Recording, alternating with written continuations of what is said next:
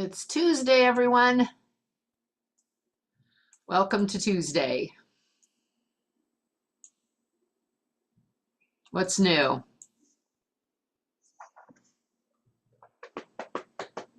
Not too much.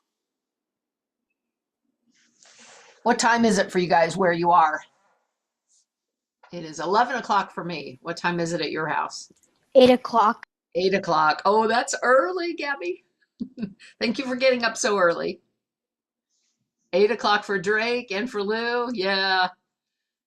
Yeah. 10 o'clock for Charlie. Quite a few of you. Whitney. That's pretty funny. Yep. 8 and 11, it looks like. Nobody in, oh, Charlie's in the middle. Charlie's in the middle. All right. Anybody, 10 o'clock for Tristan, 8 o'clock for Nolan. Great. All right. Oh, Gabby, it's 11 for you. Okay, I see. All right. Misunderstood that before. All right. Anybody have any questions about the content, what we've been studying, what we've been learning about? All right. If not, you haven't had breakfast yet, Drake? Well, when you do, make sure it's a healthy one. Let me share my screen with you.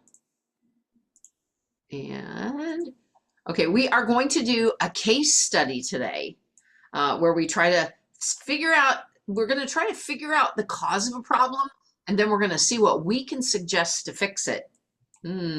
First, though, I have some jokes for you. So here we go. What did one flea say to another? You know how people sometimes say, I don't know, should we walk or take the car?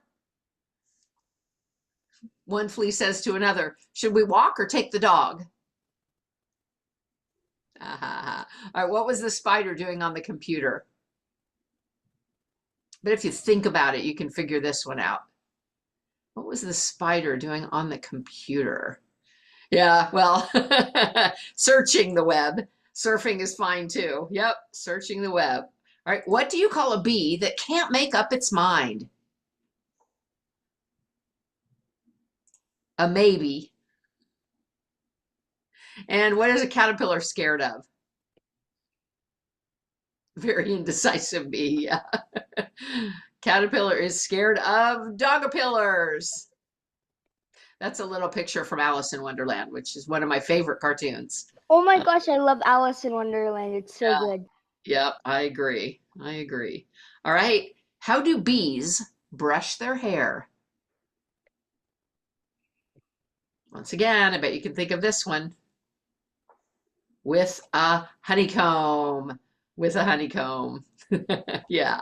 All right. Two things that I want to point out before we start our case study. First of all, you may have noticed that I'm putting some study guides into some of the lessons. I want you to know those are optional. They're for your use. You can use them if you wish. You don't have to turn them in. You don't even have to do them, but they will help you to focus a little bit as you do your reading. So I think they're a good thing to fill out just to kind of help you to be paying attention. Remember, when we learn in we form different pathways in our brain when we learn something. So if you read something, you've made one literal pathway where nerves connect to each other. If you tell someone, you make another pathway. If you write something down, you make another pathway. If you sing it, you make another pathway. So writing it down can actually help you to remember things better. All right. Another thing that I want to point out to you guys is that starting today, I'm going to turn off the chat always during our live classes. That's just going to be my policy from now on. So you can chat a little bit, before we get started with our discussion, but it's going to be only to me from now on. So anything that you send will only come to me. Now, if there's a question somebody has that I think will be valuable for the whole group to hear, I will put that out there. I'll tell you what it is. So I'm just doing that because there's just so much evidence that when we aren't chatting, we're paying better attention. And I need to see the questions as they go by, and I don't see them when there's so much conversation. So that's just what we're going to do always from now on. All right, here is our case study. What's happening to the bees? Do any of you have any idea? Have you heard anything about bees in especially North and South America and Europe? Something is happening to the bees. Does anybody know? Well, oh, go ahead, Nolan. I don't really know, but I'm just gonna guess that they're like dying because of like pesticides. That's an excellent guess. And that is one hypothesis about why they might be dying is pesticides. Gabby. Isn't there something where they're like they introduce a type of wasp to get rid of the bees, and now the Ooh, wasps are reproducing too much where they're killing them? I think it was in Africa or yeah, somewhere. that's a possibility. That is a possibility. I read a book like Whitney says, I read a book like this in first grade. I can't remember what was in it. Yeah, well, bottom line is they are dying and they're dying in pretty big numbers. Since 2007, about 1/3 of all of the honeybees in North America, Europe, and South America have died. And we're not really sure why. Even today, scientists are not really sure why. So, why do you think this is important anyway? How is the fact that honeybees are dying important to our lives? It's important to the honeybees. How's it important to our lives? Nora. Um, bees pollinate all the flowers and like other plants, and then the flowers and plants grow.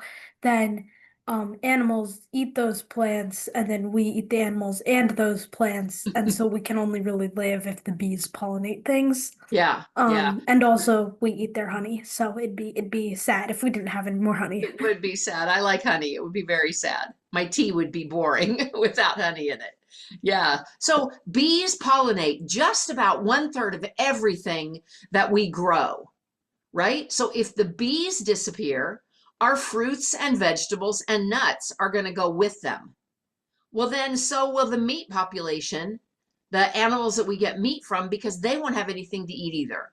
And really, we'll be in pretty bad shape if we lose all the bees. So we have to make sure that we stop killing the bees, that whatever is killing them, we're not killing them, but whatever we're doing and the world is happening that kills them, we want to try to find a solution to that. So about 1/3 of the honeybee colonies in the United States have collapsed. Anybody know what that means? It's called colony collapse disorder. What do you think colony collapse disorder is? What do you think it means? Nora. Is it when, I'm just gonna guess, but is it when like the queen dies and then the bees can't like organize themselves without the queen, and so then they die afterwards? So that's an excellent guess. And you know, I love it when you guess. I have the most respect for you guys when you don't know the answer, but you guess anyway. One of the things, though, is that if a queen dies, very quickly one of the other worker bees, one of the other bees becomes a queen. So they replace the queen pretty quickly. If they didn't, then absolutely the colony would be in trouble because they wouldn't be able to have more baby bees. Yeah.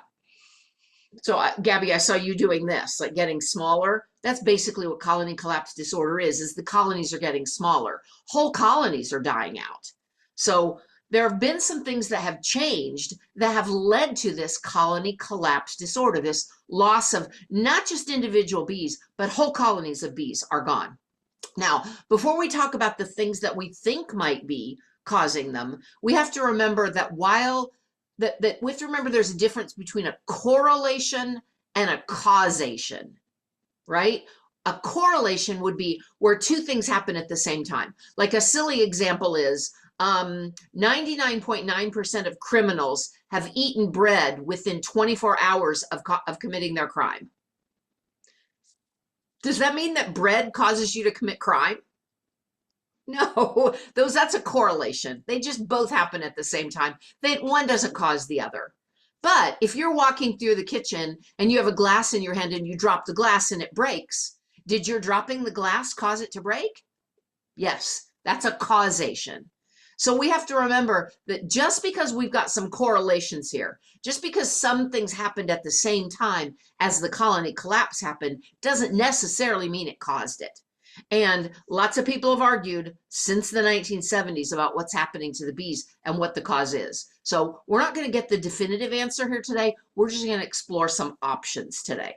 So here are some things that we know have changed.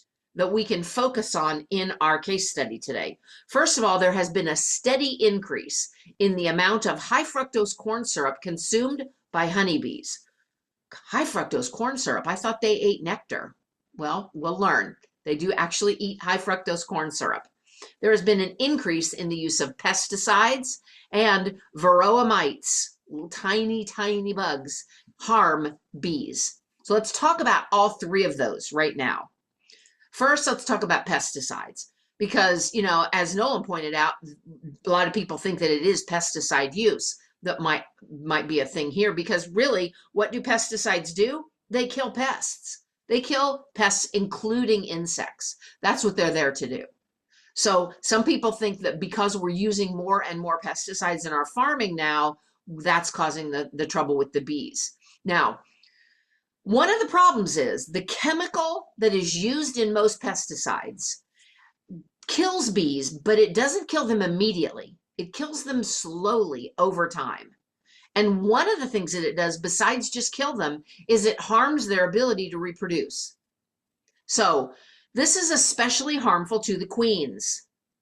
So what happens is the bees get this pesticide on them. It doesn't immediately kill them. It takes that pesticide back to the hive, where that pesticide then can get on other bees, and it can kill the other bees, including the queen.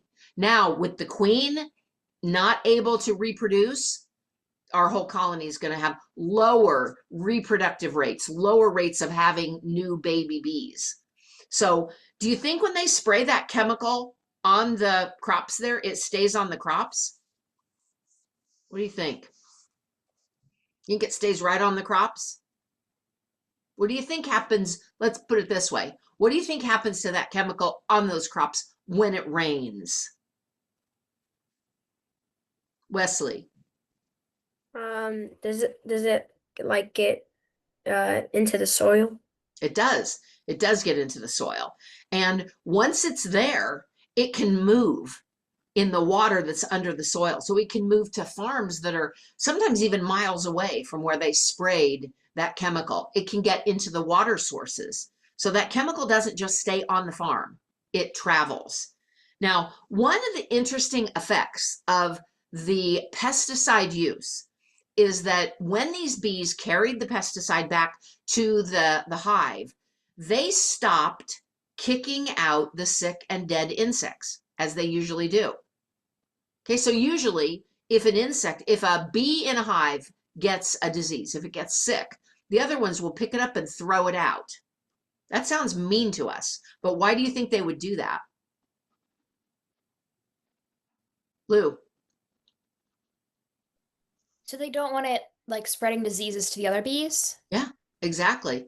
So likewise, what do you think happens when the pesticides cause them to not throw out those sick bees? Nora? They all get sick. Yeah, it can spread that disease throughout the entire hive. It can get passed on to other bees within that hive. And to make things even worse, sometimes farmers also use a chemical that is designed to kill fungus, like mold, on their crops. That's called a fungicide. So when they use a fungicide at the same time as a pesticide, which they often do, it only takes half as much of the pesticide to kill the bees. So that makes the situation even worse. Okay, that's pesticides. That's one of our potential problems that we have here. Problem number 2, mites. Other people think that these pests called mites might be harming the bees. So they're called varroa mites. Actually, you know what the name of them is? Varroa destructor. I think that sounds like a good superhero villain name. I'm a varroa destructor. But that's what it's actually called. And it is a parasite. What does it mean to be a parasite? Whitney. It like feeds off the host. Yeah, And, like, exactly. It feeds off the host, harming the host. So the pest benefits, the host is harmed. It is a parasitic relationship that they have. Well, the way this varroa destructor works is it attaches itself to the side of the honeybee, and it feeds on the honeybee by sucking the fat out of the body of the honeybee. Yeah, so the fat is an important factor inside the honeybee. It helps it to be healthy. So if it takes enough of that fat out of the honeybee dies. So a significant infestation, lots and lots of mites in a hive, can lead to death of the entire colony. And we know that varroa mites are not good for bees. So some people think, well, we just got a lot more varroa mites than we used to, and that's the problem. All right. So we're going to talk also about the third factor, the high fructose corn syrup. But again, I want to remind you guys that this is a very complex problem.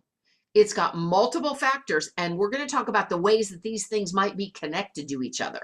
Because after all, varroa mites have been around a really long time, but we've only seen bees go down since 1970. So something has changed in the whole situation. All right, first of all, what do bees eat? Nora. Nectar and apparently high fructose corn syrup. Out in the wild, they just eat nectar and a little bit of pollen. Primarily, their food source is going to be nectar. And then they store that pollen and that nectar for times when they can't get to flowers, like during the winter months. There just aren't as many flowers around. So they store it. They store it in their hive as honey. Sometimes also, if there's fruits around, like rotten fruit on the ground, they'll go for that. They'll eat the fruit from the juice from the fruits sometimes, but primarily their food source in the wild is pollen and nectar. Now, after they get the nectar, those worker bees carry that nectar back to the beehive, and they pass it on to another worker bee who holds that nectar on her tongue. And I say her because the workers are all females. So that passes the nectar on to the next one. She holds that nectar on her tongue until the water starts to evaporate out of the nectar. That's how honey is created. Honey is created on the tongue of the worker bees when they hold it to get the water content low. Now, honey is very rich in vitamins and minerals and lots of other nutrients as well. And they store that nutritious honey inside these honeycombs. It concentrates a little bit more while it's in the honeycomb too. The water content is reduced even more. So the whole process prevents the honey from spoiling. Bacteria can't form in that honey colony. So the honey can be stored for a really long time without going bad. They've found honey in archaeological digs that's thousands of years old, and it's still not rotten. There's very, very little in our world that won't rot food. Yeah, kind of, Ella. Ella says, so wait, when we are eating honey, we are eating bee spit. Actually, kind of the opposite of bee spit. They're taking the liquid out. They're just doing it in their tongue. Yeah. Nora. They must have very big tongues and very strong tongues to hold the honey that long. Yeah, so they don't have big tongues. Look, they're tiny. Insects are really tiny. It takes them a lot. That's why bees are so active all the time. They're constantly flying back and forth, bringing more. It takes a long time to fill a beehive with honey. Yeah, Drake says, I'll never eat honey again. Well, you got to think about all of the things that we eat. If you drink milk, milk is formed inside the mammary glands of a cow. If you drink cheese or eat cheese or yogurt, you're using the milk that was grown. Meat comes from the muscles of an animal. All of the stuff that we eat is different. So Gabby says, what if a boy bee is born? The males are called drones. They don't do this process. They have other jobs, but they don't do this process. Bees work hard and we just take all their work. Well, yeah, we kind of do. All right. So another thing that bees collect when they're out hopping from flower to flower is a substance called propolis. Now, the pollen that they have and the propolis, they're loaded with 3 different types of compounds. And these 3 types of compounds help bees do these 3 things. They help to detoxify their cells. That means it takes the waste products out of their cells so they don't build up. It protects them from pesticides, and it protects them from varroa mites and other microbes, right? So when they get nectar, when they get propolis, they're able to do these three things: detoxify, protect from pesticides and microbes. Another thing they do with that propolis is that's what they actually use to make the honeycombs. The honeycombs are real waxy. So they get all that from the flowers and they carry it back to the hive, make their honeycomb with the propolis, make their honey with the nectar, and then they also will use the pollen as a food source as well, whatever is stuck to their legs. They're really there for the nectar. They just get the pollen accidentally when they step down on it, but they can use them for food. Now, a lot of people will keep bees. They will own beehives, and that's their job. Those people are called apiarists, and they can keep hundreds or even thousands of bee colonies. Now, some of them do that in order to sell honey. Others of them, though, will rent their whole colony out to farmers who might need bees in order to pollinate their crops. So the colonies have to be moved from one place to another. You know, if I have a colony, if I'm an apiarist and I have a colony in Pennsylvania, and one of you guys out in California needs bees for your almond crops, I have to somehow get my bees from Pennsylvania to California. How do you think I might do that? How do you think they transport all these sometimes thousands of colonies of bees? Wes? By trucks or something? I don't Yeah, know. exactly. You're right. They transport them by trucks. And so the trucks look kind of like this. So the bees are the hives. They cover up the hives with nets, and then they stack them about 4 levels deep just on these flatbed trucks. And then they ship them hundreds or even thousands of miles to where they're needed. So just as an example here, colonies of bees may spend their summer in North and South Dakota, where pollen is abundant. Then they might be trucked over to California to pollinate the almond crop. Then they might be moved to Florida in order to pollinate the citrus fruit crops. And then later they might go to Maine in order to meet the needs of the berry farmers that are in Maine.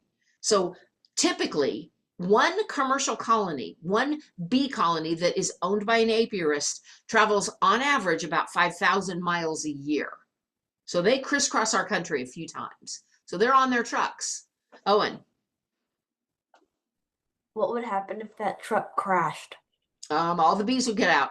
The bees would, the ones that that didn't break open the cages, if their hive didn't crack open, they would stay inside. They probably would collect them again and travel again afterwards. But if they broke open, the bees would get out. Yeah, they would. Yeah, we're free. They would scream. Yeah. Wes? Do bees mold? Yes, they're an arthropod, so they molt. Yep, they don't leave. One of the things about the cicadas is that their shell, their exoskeleton that they leave behind is so thick. That's why it stays around for a long time. But yeah, any animal with an exoskeleton has to molt at least while it's growing. Yep, they don't often molt when they're adults anymore. All right, so think about transporting a colony of bees on a truck for 5,000 miles over the course of a year. You have to feed them while they're on the truck. They're going to die if they don't get any food. So they're locked into these hives. They're covered up. They can't get out to get to the flowers, so they have to feed them. Well, back before 1970, they were feeding them a concentrated syrup. Now, this syrup had some sugar in it. It had some other nutrients in it as well. And that kept the bees fed while they were transporting them. Starting in the mid-1970s, instead of that sugary syrup that they were using, they started using high fructose corn syrup. Why do you think they might have done that? Think about some reasons they might have said, let's feed them high fructose corn syrup instead of the sugar syrup. Drake. Because it's cheaper? Yep, that's one reason. There's several. It's a lot cheaper. Yeah. Nolan. Was it because it was easier to find and like easier to get to feed the bees? Yeah, it's easier to make, right? They have to make both of them, and it's easier to make it. Yeah, easier, cheaper. Nora. Sugar is probably not very good for bees, and high fructose corn syrup is probably better for them. Well, that's what they were hoping. That didn't turn out to be true. for real complicated reasons, though. So we'll talk about that. But they were hoping that it would be good. The sugar syrup had some nutrients in it. So it's not the best for bees, but really nectar is mostly sugar. Nectar is mostly a kind of a sugar with some nutrients in it. And that's what they were feeding them before, a different kind of sugar, but a sugar that has some nutrients in it. High fructose corn syrup replaced that sugar syrup because it's cheaper, because it's easier to make and handle, and because it's a little bit acidic. That means that it resists fermenting. So it doesn't go bad as fast. If any of you guys have ever had a hummingbird feeder outside your house and you put a sugar water solution in the hummingbird feeder, you know that you have to change that every couple of days. If you don't, it ferments. It actually starts building up alcohol and it gets bad. It'll mold. So the same thing is true with the sugar syrup. It would go bad fast. This high fructose corn syrup doesn't. It can be stored for a long period of time. Now, before they started feeding the bees this high fructose corn syrup, they did some testing back in the 1970s, and all the tests that they did said high fructose corn syrup doesn't hurt the bees. Seems to be safe for them. And they're still using this today. If you ever run across a bee truck driving across the country, what those bees are eating is high fructose corn syrup. So high fructose corn syrup is made from corn. It's actually made from corn starch. So they get the starch out of the corn through a chemical process, and then they use an enzyme to break that corn starch down into smaller pieces, and then they treat that small pieces of cornstarch with another enzyme that breaks them down into individual glucose molecules. So these are the three main sugar molecules, glucose, fructose, and galactose, that breaks it down into these glucose molecules. Glucose is the sugar that is made by plants when they go through photosynthesis, the primary one that is made through plants or through photosynthesis. These others are as well, but this is the major one. Well, once we've got these individual glucose molecules, then a third enzyme breaks them all down into fructose. That's where you get the high fructose corn syrup. It came from corn. It's got a lot of fructose in it. High fructose corn syrup. So a blend of about half and half, glucose and fructose, tastes a lot like regular sugar. One of the problems with it is the sugar syrup that they used to use had some nutrients in it. High fructose corn syrup has none. It's only glucose and fructose. That's all. There's no nutrients in it at all. And bees aren't the only ones eating a lot of high fructose corn syrup. Humans eat a lot of it. It's in lots of products that you buy at the supermarket. Everything on that picture right there. Things like soda, candy. You can imagine those would have high fructose corn syrup in it. But salad dressing and bread and cereal and granola bars, nutrition bars, ice cream, all of those things all have high fructose corn syrup in them. Now, in 1970, the average American consumed about 3/4 of a pound. So less than 1 pound of high fructose corn syrup every year. By 2018, that number was up to 38 pounds per year. And right now, it's about 152 pounds per year that the average American consumes, right? That's a lot. Okay, so back to the high fructose corn syrup. They did testing. The high fructose corn syrup didn't hurt the bees. The problem is when high fructose corn syrup gets hot, it changes into a compound that is called HMF. Really complicated scientific chemical term. We'll just call it HMF. Well, HMF causes ulcers in the bees, in their guts, in their stomachs, and their digestive system. Okay? High fructose corn syrup isn't harmful, but HMF is. And it shortens their lifespan.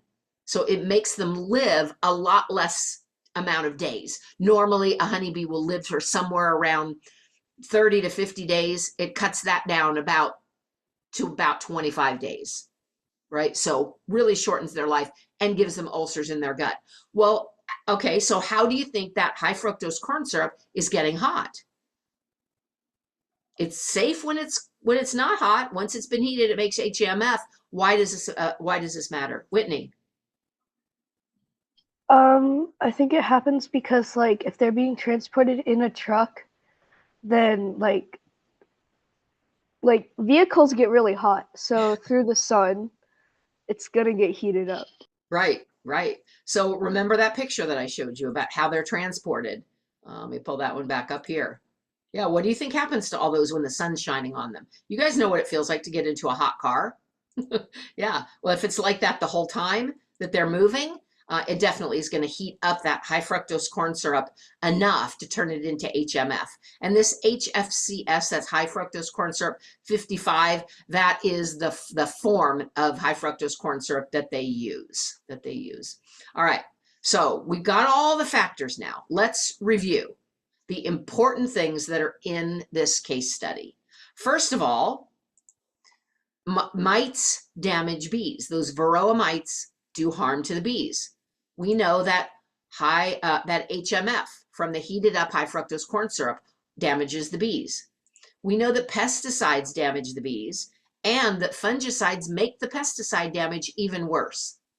We also know that our bees are not getting the things they normally get from flowers. Remember that propolis and what it gave them? Well, they're not getting that propolis, so they don't have all the things that propolis gives them.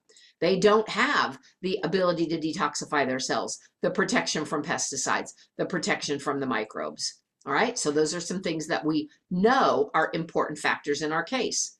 Their own defenses are weakened because they're not getting those compounds. They're not eating their natural food. They're not getting the compounds that they eat. They're now more susceptible to pesticides, to microbes like the varroa mites, and now those mites can do their damage even easier. They can spread through a colony even more easily. Not only are they not getting the nutrients that they need, but that HMF in that high fructose corn syrup causes damage. All right, see how this is all interwoven? It all is a very complicated web. You can't say that varroa mites are causing colony collapse disorder, because without the weakened immune system, the weakened bees, varroa mites have been around for a really long time, thousands of years, tens of thousands of years. So it's only been since 1970 that the colonies are going down. You can't say that high fructose corn syrup damages them, that it's causing them, because it might not be causing it if it weren't for the varroa mites, right? We can't say that pesticide is doing it because the pesticide might not be doing damage if we didn't have a fungicide and if the bees were stronger. So there's our case. What are we going to do now? What do you guys think could be done to help to solve this problem? What would you do if you were on a committee to solve the problem of colony collapse disorder? What do you think could be done? No, Drake, we don't want to give up. We do not want to give up. We need our bees. Now, keep in mind too, there are other insects that pollinate. We don't rely just on honeybees for pollination, right? Keep that in mind too. But the bees are really important. Charlotte. Maybe we could try changing it back to the sugar and see if it does make a difference. Okay. So why do you think they went from the sugar to the, I'm going to troubleshoot all of your answers because there's no, that's not simple. Why do you think they went from the sugar syrup to the high fructose corn syrup in the first place?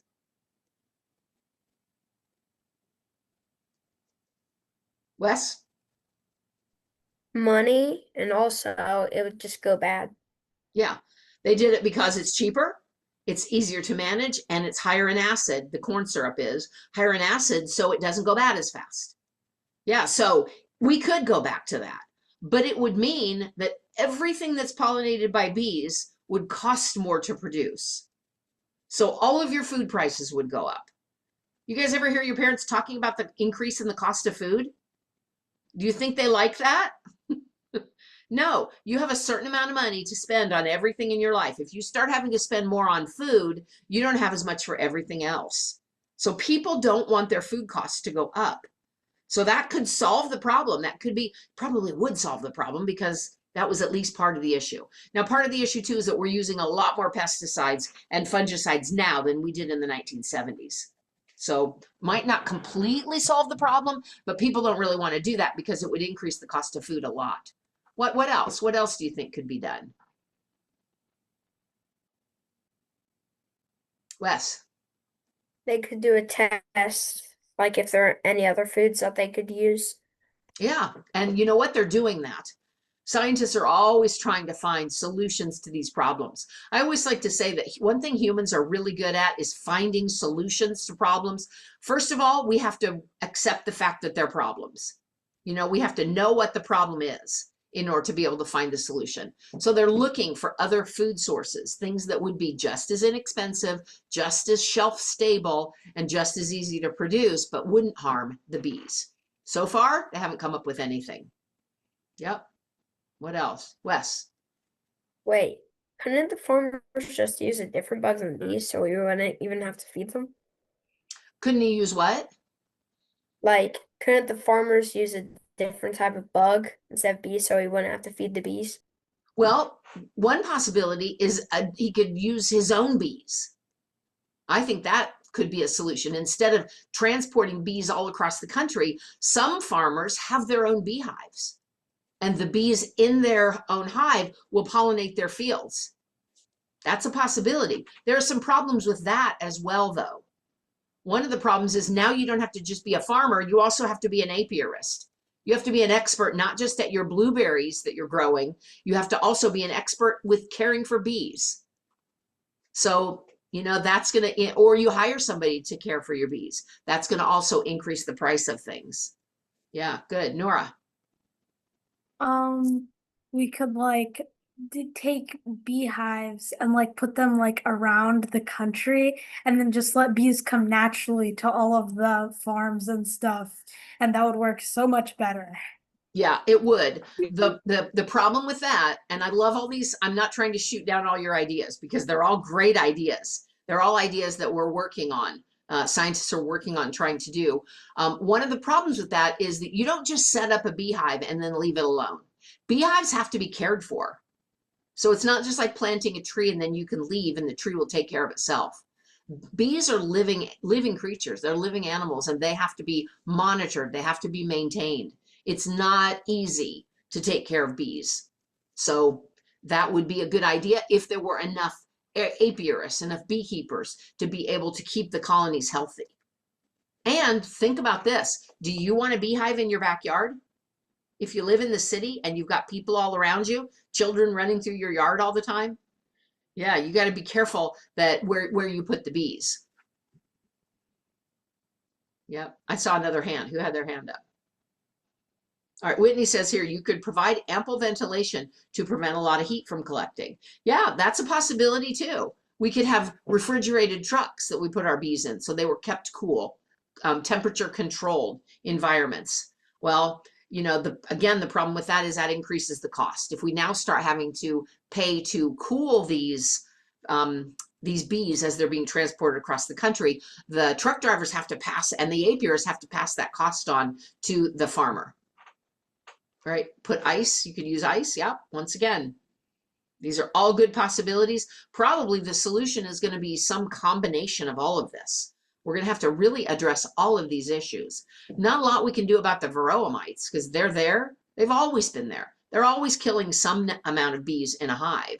We just want them not to be doing so much damage. So they're probably not the major problem. They're probably an effect of the root cause problem, the one that's really making the difference. Yeah, Nora. We could just use less pesticides. That would probably solve like half of the problem. Yeah, yeah.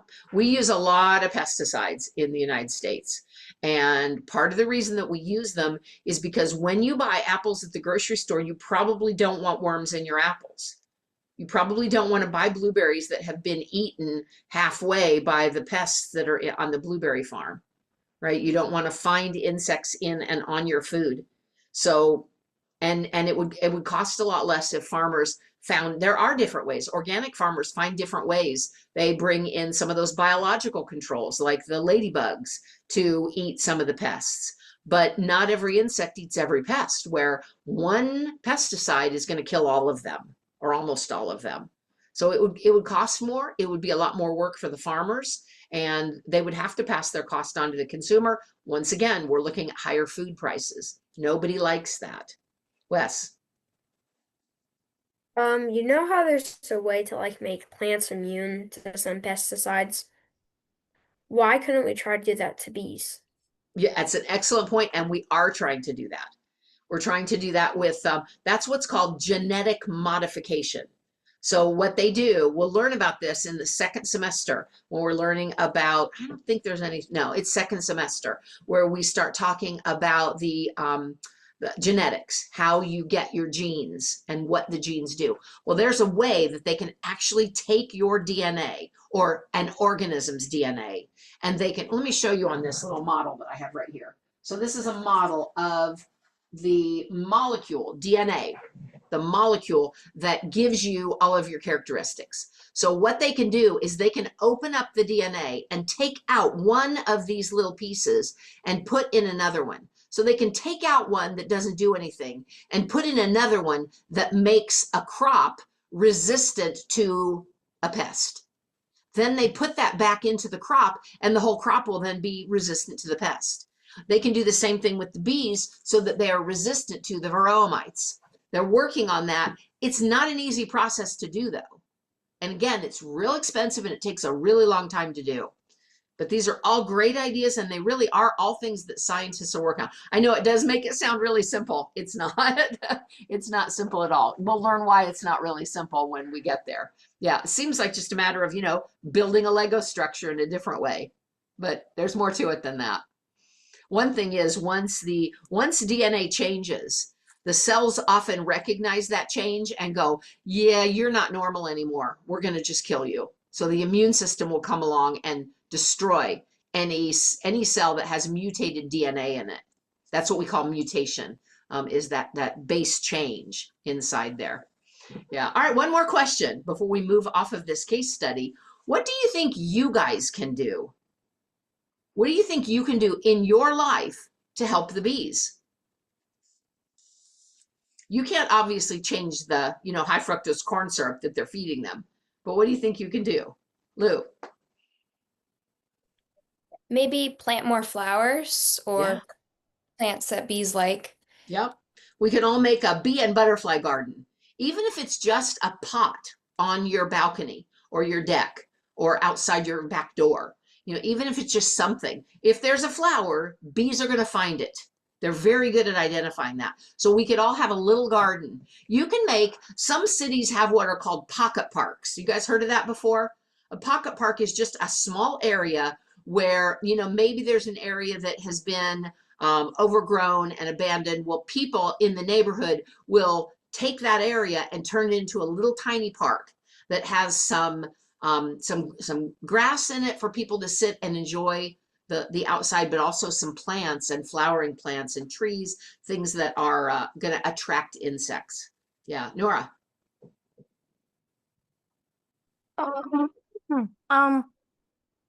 I was gonna say that if like a bee is in, or like a bee hive is in like your backyard or in the trees that like surround your backyard, don't like call someone to go and get rid of the beehive. You can just leave it alone as long as the bees are leaving you alone and not doing anything to harm you. Right, right. So that's that last part is important. If you find a bee's nest in your backyard and you've got small children running around in your backyard, you probably don't want to take the risk that those small children are going to be stung by the bees, because bee stings can be very, very serious to a human. But if it's in a place where it's not causing any trouble to anybody, yeah, leave it alone. Basically that's true of almost all insects. As long as they're not bothering you, don't bother them.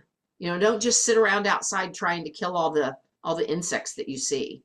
Let's see here. Stop using pesticides. We can do that in our own homes. Remember, whatever pesticide you spray on your yard gets into the groundwater, and it's carried not just in your yard, it's carried everywhere where the water's going to run. Educate others on the struggles bees are facing. Yeah, Whitney, that's a really good point, because you guys didn't know all this about bees before you learned it. Now that you do, you can help other people to understand that too. And tell them things like, plant some flowers. You know what, Mom, that would be a lovely place to put a little flower garden that might attract some bees. That's something that we could all easily do. My chickens sometimes accidentally eat bugs like moths and butterflies. Yeah, well, A circle of life kind of thing, right? Chickens are definitely going to eat the bugs. Yep. Yep. Excellent. Excellent. Anybody have any questions about this? Like I said, it's a complicated case. We're not going to solve it because solving it is something that, all the scientists in the world haven't been able to do yet. So we're not going to come up with a complete solution here, but these are all really great ideas that you guys had. Yeah. Nora. You said that when the DNA of a bee is changed, the body of the bee and the cell of the bee will sense that, and it'll be able to kill the bee, because it senses that it's an anomaly and is a mutation, and it wasn't what was expected. How does that work? Well, you have, so a living thing has an immune system. I shouldn't say a living thing. Vertebrates and invertebrates, not bacteria. They don't really have an immune system because they're just one cell. But any multicellular organism is going to have some cells whose job is to seek out things that don't belong there. So on every cell in your body, all right, I'm going to pick you, Nora. We're going to use you as an example. On every cell in your body, there's a little marker that says, I belong to Nora. If anything comes in that doesn't have that marker on it, your immune system goes after it. So if you get a bacteria that gets into your body, it doesn't have the Nora marker on it. So your own immune system is going to look for it. It's going to kill it. Well, the same thing can happen when you do a DNA change. Not always, but sometimes. If that DNA change results in enough of a change in the cell that it doesn't look like Nora's cell anymore, your immune system is going to go after it and try to kill it.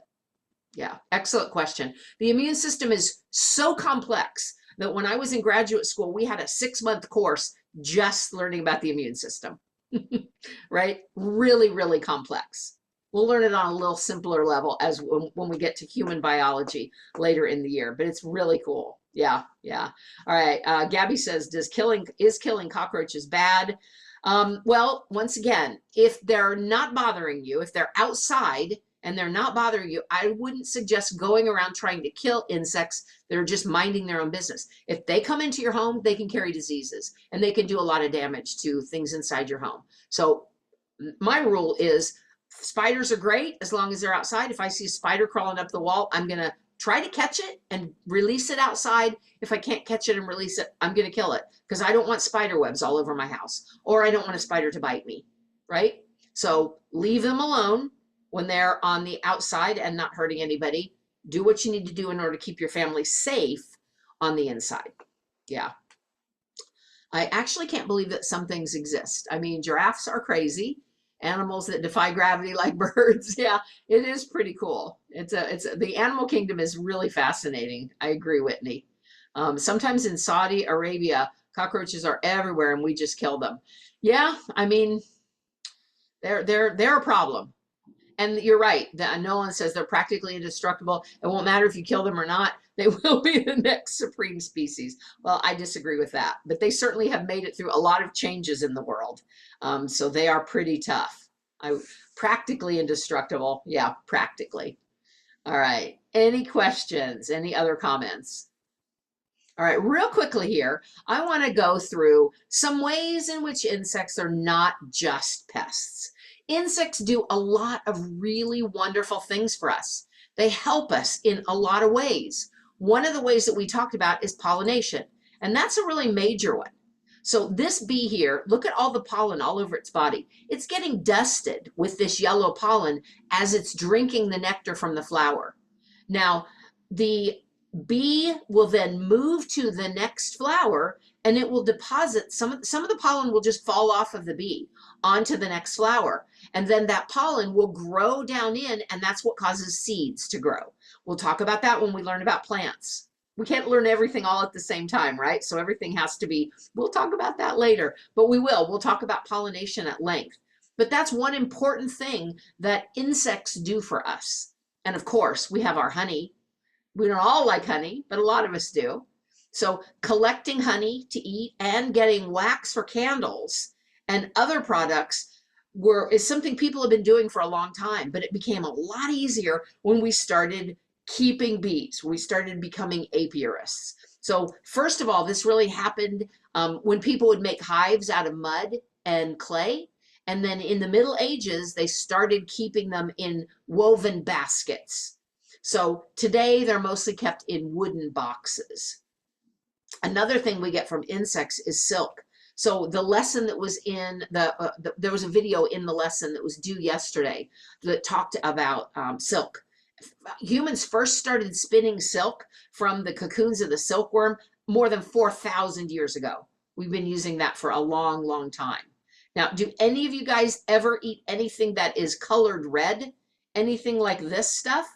Like yogurt that might have red in it, this juice, Skittles, M&Ms, Good and Plenty's, you know, any of these kind of foods here? Or use dye, you have red clothes that you wear, right? Most of the red that we get for the food and our clothing comes from a cochineal lac insect. So the shell of this insect, when it is boiled, releases this very vibrant red color. And we use that to color our fabrics, our foods, even our cosmetics. If anybody wears lipstick or blush, any cosmetic that has a pink color in it, yeah, you got it, Whitney, insect essence. And yeah, it's fine to eat. We use it all the time. That's probably one of the more natural dyes that we use is this cochineal dye. There are some artificial dyes too. All right, so another thing that we get from insects is called shellac. So shellac comes from a lac scale insect. Now, it is a waxy substance that's secreted by this insect. So we gather this waxy substance and we use it to seal up our furniture, to polish our floors, to paint our fingernails. Any food that's really shiny, like jelly beans and gummy bears, have that shine on them, they've been sprayed with shellac. They even will spray fruits and vegetables to make them stay fresh longer. They'll spray them with this shellac, and that comes from secretion from this lac scale insect. Of course, fireflies are so cool. I love when it's when May comes along and we get some lightning bugs outside. Well, we've been studying. We don't use the light from the fireflies, but we study the light from the fireflies. There are two chemicals that are in a firefly's tail. And when there's enough ATP, that energy molecule, adenosine triphosphate, when there's enough ATP, then those two chemicals can mix together and create this light. And they've been trying to figure out how to use the knowledge that we gain from that. So they've injected firefly chemicals into diseased cells to try to study them, to get them to glow so that we can study them. Anything from cancer to muscular dystrophy, they have things that they can, they've used the chemicals from that to detect contamination in food. So that's an interesting use of insects. And of course, we've talked about biological controls like ladybugs. You know, here you can see a ladybug eating an aphid, and they are really, really effective biological controls. And of course, we don't eat a lot of insects in our country, but through most of the rest of the world, people do. Now think about it, if you're eating shrimp, you're kind of eating the ocean equivalent of an insect, right? You're eating an arthropod or, you know, yeah. So is it really any different to eat shrimp than a cricket, a grasshopper? Well, other places, these foods are traditional and people will eat them. That makes them an important food source. And I'm not going to show you any pictures of this, but they've used maggots, which are the larvae of flies, to treat wounds or to prevent or stop a disease that would cause the skin to be eaten away. So it's called gangrene, and gangrene is caused by an infection when the flesh dies. Well, maggots, they'll put these maggots on these wounds because maggots only eat dead flesh. So when they place it on the wound, it only eats the dead stuff. It doesn't eat the live, healthy tissue. So it actually cleans the wound and can prevent infection. Now, there are some hospitals that still use this type of treatment from time to time.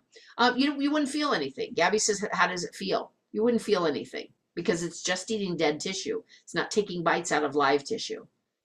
Insects are also really good at giving us a heads up that there's pollution in an area. Some kinds of insects are really sensitive to water pollution.